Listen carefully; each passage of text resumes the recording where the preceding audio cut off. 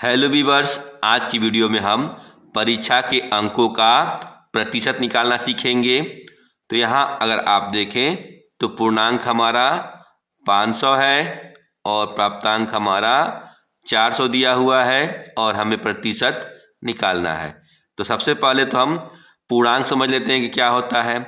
पूर्णांक का मतलब होता है कुल अंकों की ली गई परीक्षा। जैसे यहाँ इस केस में 500 है, वैसे ही प्राप्तांक का मतलब होता है कि परीक्षा में कुल कितने अंक मिले हैं। तो यहाँ हमें 400 मिले हैं, तो इसके आधार पे हम प्रतिशत को निकालेंगे। तो प्रतिशत का सूत्र क्या होता है? प्राप्तांक बटे पूर्णांक गुणा 100। तो इस सूत्र की सहायता से हम प्रतिशत को निकालते हैं। इस सूत्र को आप बिल्कुल याद कर लीजिए। तो सबसे पहले हम क्या करेंगे, अब हम इनका मान रखते हैं।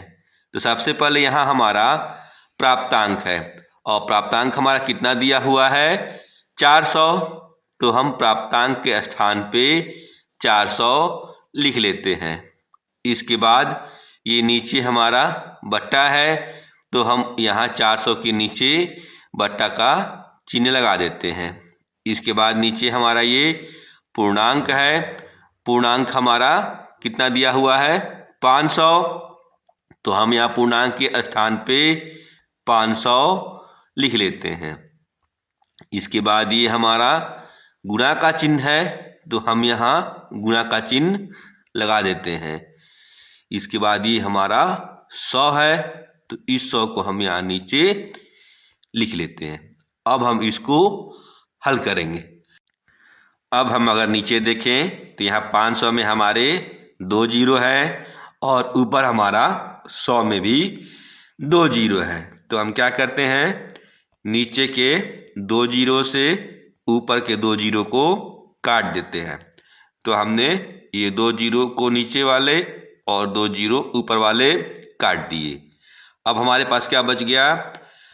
400 गुणा 1 ऊपर बच गया और नीचे हमारा 5 बच गया। तो हम बड़ी से बड़ी संख्या से इसको काटते हैं। तो यहाँ अगर हम देखें तो 5 हमारा 5 से कटेगा और ये 400 भी हमारा 5 से कट जाएगा।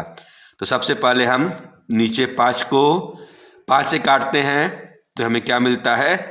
1। तो हम यहाँ 5 काट करके 1 लिख देते हैं। वैसे ही जब हम 400 को 5 से भाग देते हैं, तो 400 में 5 से भाग देने के बाद हमें क्या मिलता है? 80। तो हम यहाँ क्या कर देंगे, काट करके 80 लिख देंगे। तो हमने 400 को काट करके और ऊपर 80 लिख दिया। अब हमारा क्या करेंगे, ऊपर 80 गुणा 1 बचा, तो हम इनका गुणा कर देते हैं। तो जब हम 80 में 1 से गुणा करते हैं तो हमें क्या मिलता है? 80। तो हम ऊपर 80 लिख देते हैं और नीचे चूंकि हर में 1 बचा है तो इसको लिखना जरूरी नहीं है। हर में अगर 1 आता है तो हम उसको नहीं लिखते हैं। तो ये हमारा 80 हो गया। अब चूंकि हमने इसको प्रतिशत में निकाला है तो हम यहाँ प्रतिशत का चिन्ह लगा देते हैं। तो यहाँ हमारा उत्तर कितना आया? 80%। आइए एक और इसी तरह के प्रश्न को देखते हैं। यहाँ जो प्रश्न है वह है 9वीं की परीक्षा में मीरा ने 600 में से 420 अंक प्राप्त किया, तो मीरा को कुल कितने प्रतिशत अंक मिले? तो यहाँ भी हम ठीक वही फार्मूला अपनाएंगे जो कि प्रतिशत का होता है कि प्रतिशत बराबर क्या होता है? प्राप्तांक बटे पूर्णांक गुणा 100। इसी फार्मूले की सहायता से हम इस प्रश्न को हल करेंगे। तो सबसे पहले हम क्या करते हैं, यहाँ हमारा ऊपर होता है प्राप्तांक। प्राप्तांक का मतलब हमने बताया था पहले ही कि परीक्षा में जो अंक मिलते हैं उसे हम क्या कहते हैं? प्राप्तांक। तो यहाँ अगर हम देखें तो परीक्षा में कितने अंक मिले हुए हैं? 420 अंक प्राप्त हुए हैं। तो यहाँ हम प्राप्तांक की जगह पे क्या करेंगे? 420 लिख देते हैं। इसके बाद ये हमारा बटा का चिन्ह है, तो हम यहाँ बटे का चिन्ह दे देते हैं। और उसके बाद हमारा नीचे पूर्णांक है, तो पूर्णांक का मतलब क्या होता है कि कुल अंकों की ली गई परीक्षा। तो यहाँ हम देखें तो 600 अंक की परीक्षा ली गई है, तो पूर्णांक हमारा कितना हो जाएगा 600। तो इसलिए हम यहाँ पूर्णांक के स्थान पे क्या लिख देते हैं 600।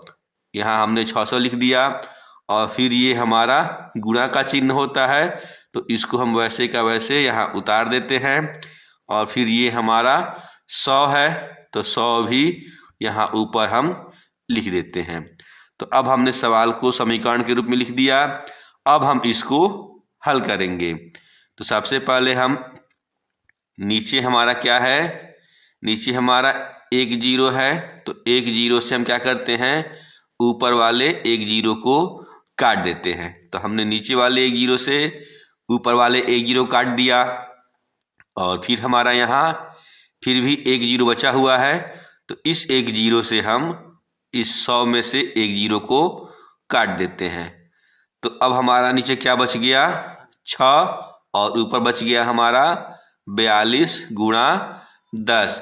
तो अब हम ऐसी संख्या लेते हैं जो दोनों को काट दे। जैसे यहाँ अगर हम देखें तो 6 हमारा 6 से तो कटेगा ही, 42 भी हमारा 6 से कट जाएगा। तो हम क्या करते हैं 6 से काटते हैं। जब 6 को 6 से काटते हैं तो हमें क्या मिलता है 1। तो हम यहाँ 6 को 6 से काट करके 1 लिख देते हैं। ठीक उसी प्रकार जब हम 42 को 6 से काटेंगे तो हमें क्या मिलेगा 7। तो हम 42 को 6 से काट करके और ऊपर 7 लिख देते हैं। तो ऊपर हमारा अब क्या बच गया 7 गुणा 10। तो हम क्या करते हैं 7 में 10 से गुणा करते हैं, तो हमारा कितना हो जाएगा 70। और नीचे हमारा 1 है, तो 1 है तो हमें लिखने की जरूरत नहीं है। और चूंकि हमने इसको प्रतिशत में निकाला है तो हम यहाँ प्रतिशत का चिन्ह भी लगा देते हैं। तो इस प्रकार ये जो प्रश्न था कि मीरा को कुल कितने प्रतिशत अंक मिले, तो इसका उत्तर क्या हो जाएगा 70%। तो इस प्रकार हम अंकों का प्रतिशत निकालते हैं। बाकी अगले वीडियो में ये है एक अभ्यास प्रश्न जिसका उत्तर आपको कमेंट बॉक्स में देना है। प्रश्न में पूर्णांक दिया हुआ है 200 और प्राप्तांक दिया हुआ है 100, और आपको बताना है कि कितना प्रतिशत होगा। इसका उत्तर आप कमेंट में जरूर दें। बाकी वीडियो अच्छी लगी हो तो लाइक और शेयर करें। मिलते हैं ऐसे ही ज्ञानवर्धक अगली वीडियो में, तब तक के लिए बाय बाय।